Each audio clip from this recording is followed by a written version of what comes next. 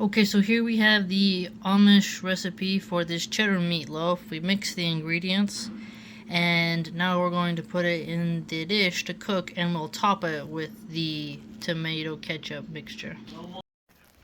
Okay, mashallah, I have put the sauce on the meatloaf. I think it's going to caramelize and basically turn into, I don't want to say a barbecue sauce because it doesn't have the other ingredients, but because it has brown sugar, which has molasses in it, I think it's gonna caramelize quite well. So I'll show you what it looks like when it's done. We're going to bake this uncovered as well.